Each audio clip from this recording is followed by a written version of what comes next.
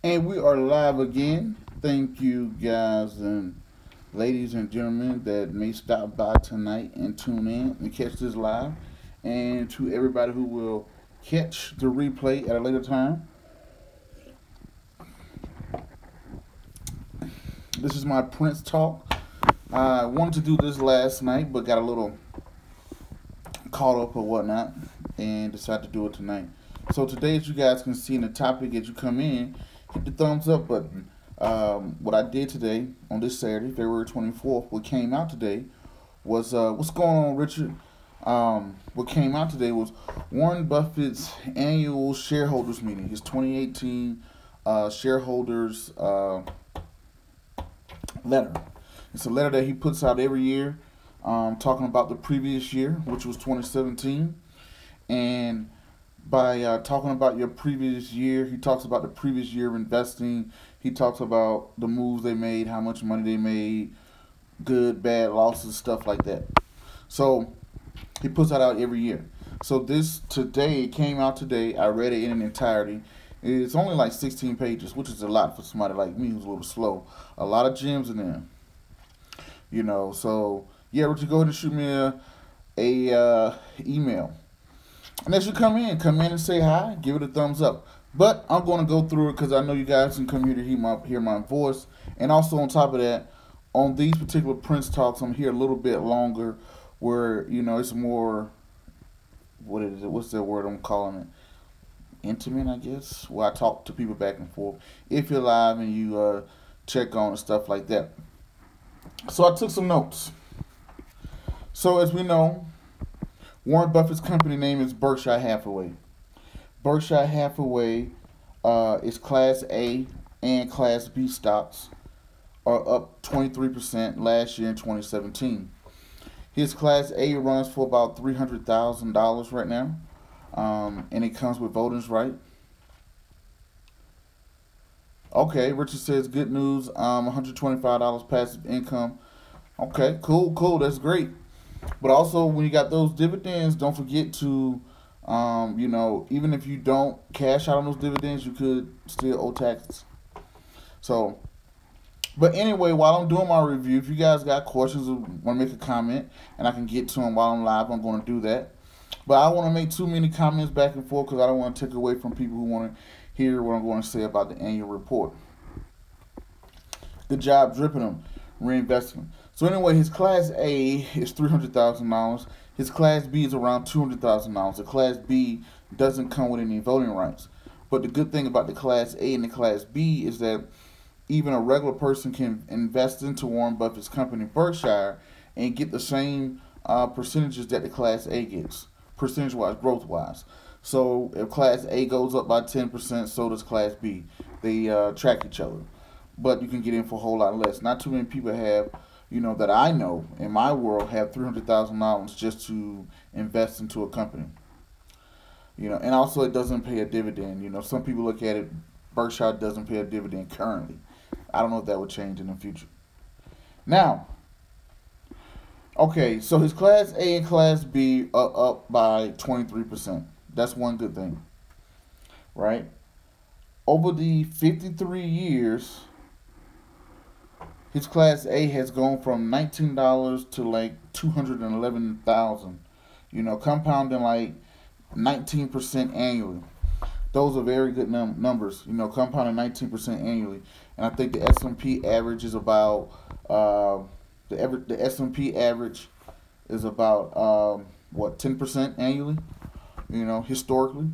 So, and last year they made $336 billion from their business, and they made another $29 billion from their tax break. Because, we got a new tax break that passed in like December, so they made a $29 billion just from the tax break. All right, so he also spoke one big thing. He spoke about a new rule from GAAP. GAAP is the accounting place, not the accounting place, the accounting authority of how financial reports are written. And now they have to account for unrealized gains. Unrealized gains are, for example, I brought Apple stock for $100. Now it's at $175. That's a 75%, $75 unrealized gain that I have. It's not a gain because I didn't sell it. But now they're saying, hey, even if that's a $75 gain you made, you still have to report that. You know, can I buy 100 companies? Okay, what foreign dividend stocks can I buy? 100 companies stateside, 100 companies foreign.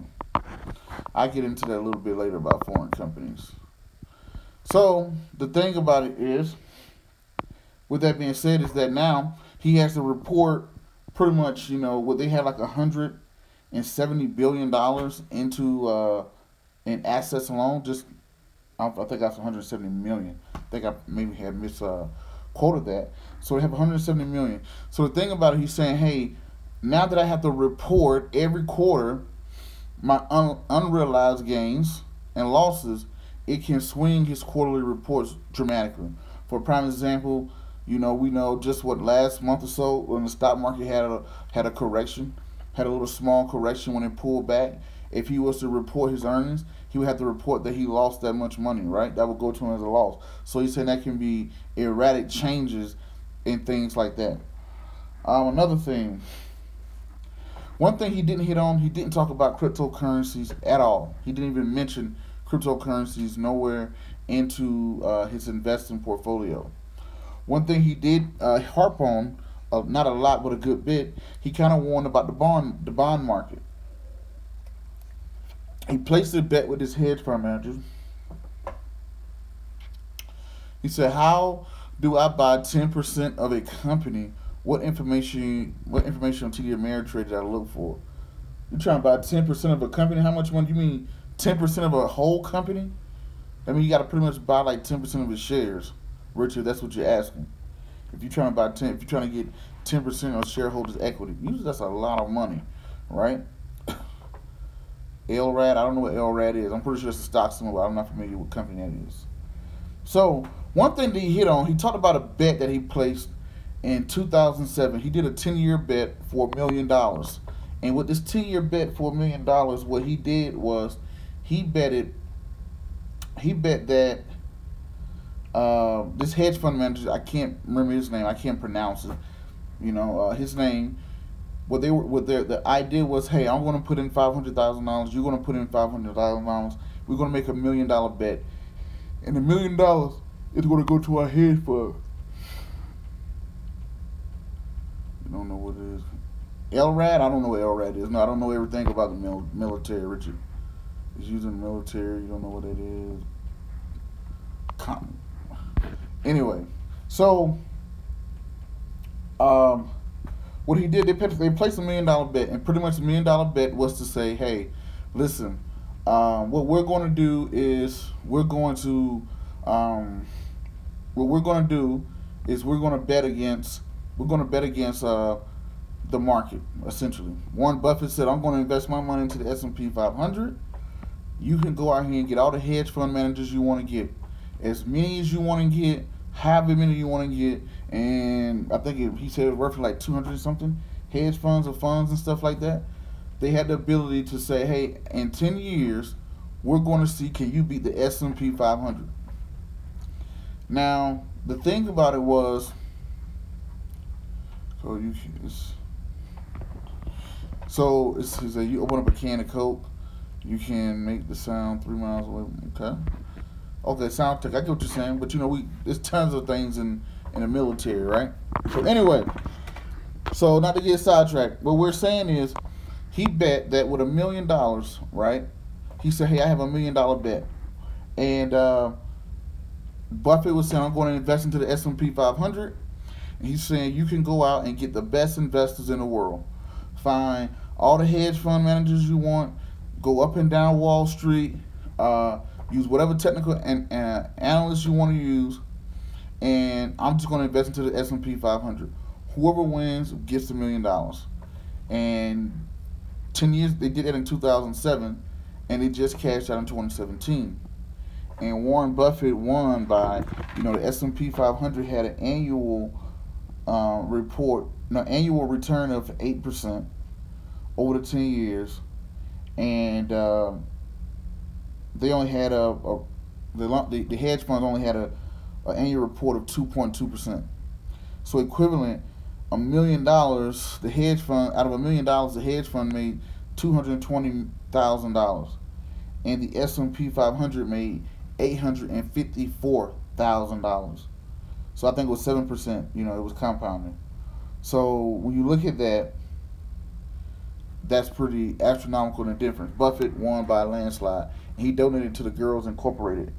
And essentially, what he was saying was they brought bonds. They brought bonds for $381,000 that was supposed to mature in 5 years at $500,000.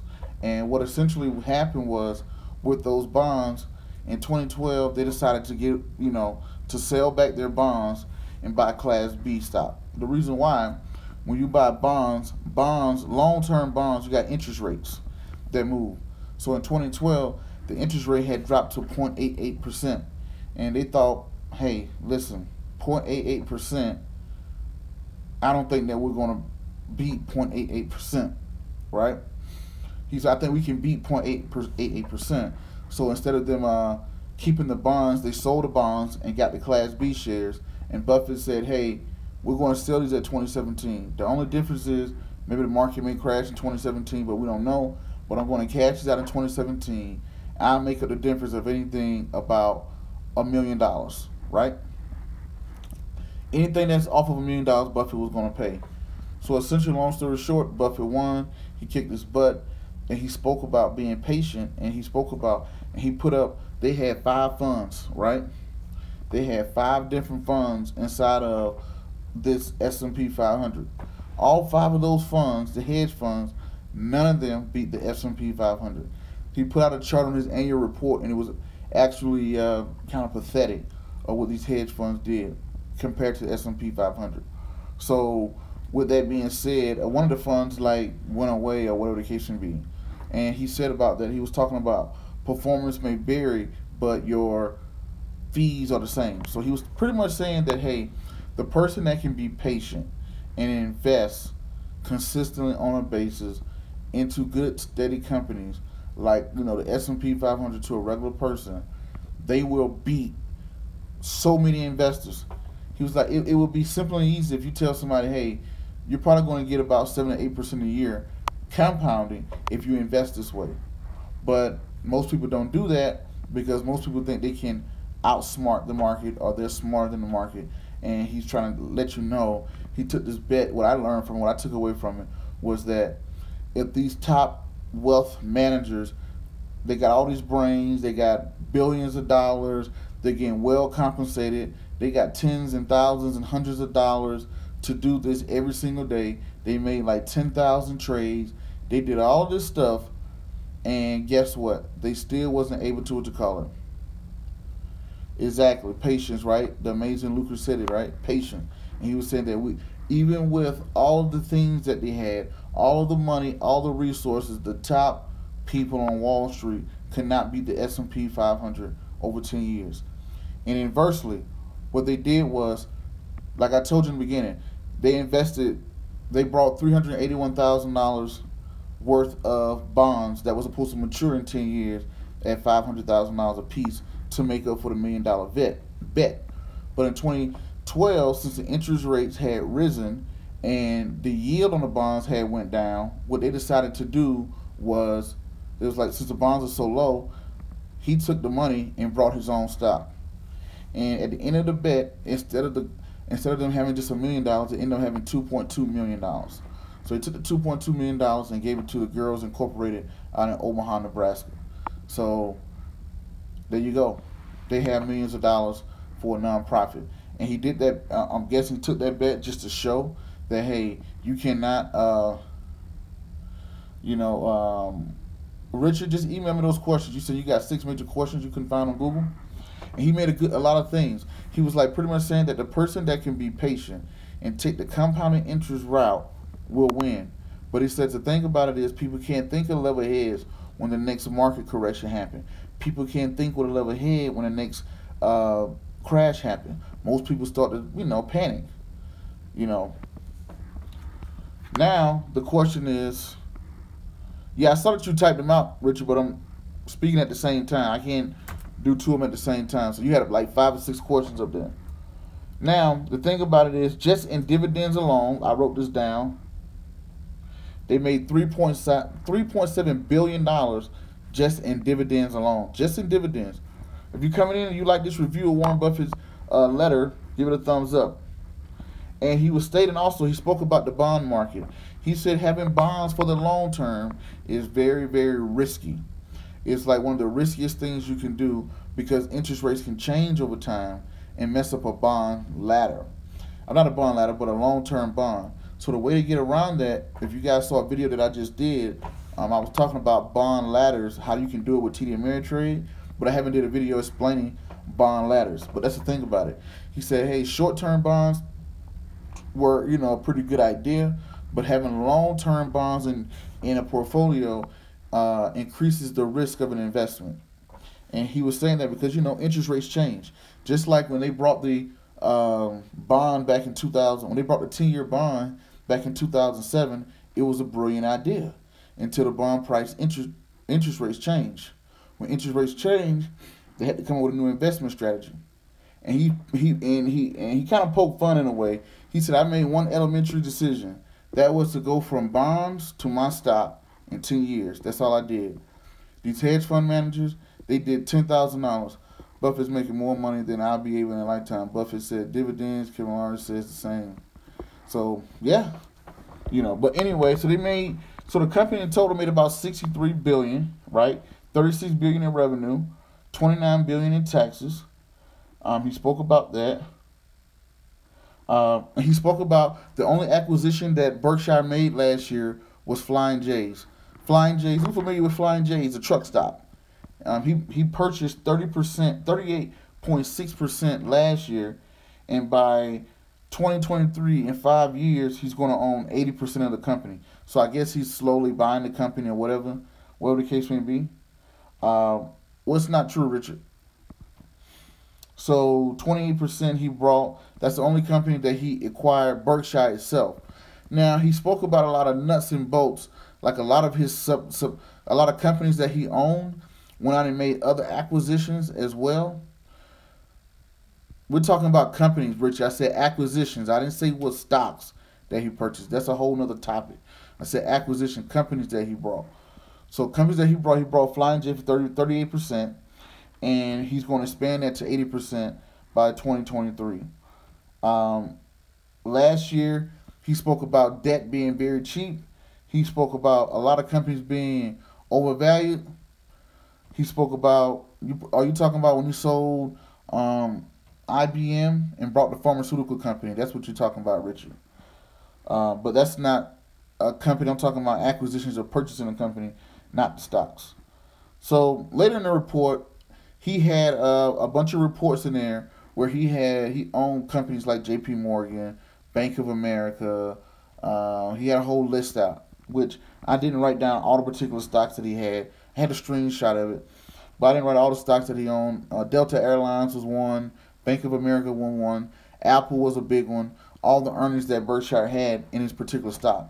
And I want to say it was 170 billion, right? Or 170 million. I maybe got that number wrong. I'm not sure on that one. I think I got my million or billion mixed up on that one. What's going on? Thanks for checking in, LLJ. And he also said, now this is the thing, I had contradiction in the report, right? He spoke about having, S&P 500, hedge fund managers can't beat the market and stuff like that. But then he spoke about the guy named Tim and Ted, I think their names were. These are the two guys that runs the investment. They have a bunch of capital. I think they got 100. What did I write that down at? I should have wrote my notes more organized. Sold in 2017. Make sure I got this right. 3.7 billion. Yeah, Todd Combs and Ted Webster. They managed $24 billion. Both of them managed $12 billion each, right? So it didn't make sense to where, why did you hire Todd and Ted to come in and manage $24 billion of your money, which is a drop in the bucket to him. I think they started out with 2 or 3 billion, but now they have $12 billion apiece. They invest a lot of his money that he oversees of Berkshire's cash, but you just spoke about these hedge fund managers that couldn't beat the market. And if I'm not mistaken, I read where Todd Combs came from a hedge fund. So how does that make sense, right? So that was one contradictory thing. Another thing was he spoke about their annual meeting that's happening on May 5th, which I plan on being at, you know, in Omaha, Nebraska. What else he spoke about here? He spoke about swings in the market, going back and forth. And he spoke about his insurance, the insurance arm of the house. That's the biggest arm of the house of Berkshire. More than anything, let me get my hand out of the way here. More than anything, they make a lot of money off of their insurance products. So that was another big thing that he spoke about as well. Okay, Kramer is a hedge fund manager and he runs the street. Yeah, I know who Kramer is. I know his hedge fund manager, and I know he usually has some pretty horrible returns too, if you really look at him. So if you look at the historical returns of Jim Cramer, they're pretty bad over comparing to the S&P 500. Yes, he has some winning years or whatnot, but he doesn't beat the S&P 500 on a consistent basis. So I definitely read that. It's statistical data, Richard. But also on top of that, he spoke about bonds, saying that bonds in the long run adds more risk into your investment. He was saying if you go in long term, get a diversified. That's not an opinion. I'm giving you the exact facts. That's one thing about finances. I can't say, oh, you performed this way, but it's plenty analytical performances of Jim Cramer. Plenty. He gets on television. He talks about it. If you take his stocks and you follow his stocks, it's plenty. You gotta go out there and research, Richard. That's not an opinion. That's a fact. He runs a $5 million port. $5 million is not shit on Wall Street. I've had $1 billion hedge fund managers that I know personally, and that's been on this show. $5 million is nothing for a hedge fund, right? If you're not in the billion, they don't even really consider you in the league. So that's very small and minute for Wall Street. I can tell you that personally. But that's here nor there. Look at the historical returns, right? There's no secret that's out there, right? So that's the thing about it. And you got your Class A, you got your 23, you got your $36 billion, $29 billion coming from tax breaks and their insurance company or whatnot. Okay, Richard, now you want to be a troll. If you want to be a troll, I told you this, right? I've had hedge fund managers that I met personally. I thought $200 million, that's a lot of money in my world. That's a lot of money. That's a lot of money for a regular person. But you go to Wall Street, $200 million hedge fund is nothing. That's a drop in the bucket, right? So yes, in your world, that's a lot. But in the world that you're in, that's like being a great football player in your backyard. You're awesome in your backyard. But if you go to the NFL, that's a different league, right? Plenty of people get out there and give their opinions. Please read Peter Maluk's 5 Common Mistakes That Investors Make, right? And he'll speak about that. He speaks about, if you read that book, they speak about Jim Cramer indirectly. Elevate. It shows his, like I said. But anyway, because trust me, if Jim Cramer could beat if he can beat the market consistently, he had way more than $5 million in his fund. Way more. I thought $200 million was a lot of money until I went to Wall Street. Do you know to open up an account at Goldman Sachs, the minimum account is like $10 million? $10 million. That's the minimum at Goldman Sachs. You walk into the door, you want to manage your account, the minimum is $10 million. I'm not telling you what I heard or read. I've been to Goldman Sachs personally myself. That's the question. right? So in our world, yeah, we would say, man, $10 million is a lot of money. But when you go into the world of your industry, the top professionals, that's not a lot of money at all. So anyway, that's my review. I'll probably put up some more stuff throughout the thing on what you call it on TD Ameritrade about Warren Buffett's report. But that's Warren Buffett's report. Until next video, podcast, or whatever. Thank you guys for tuning in. Peace. Be safe. I'm out. Thanks.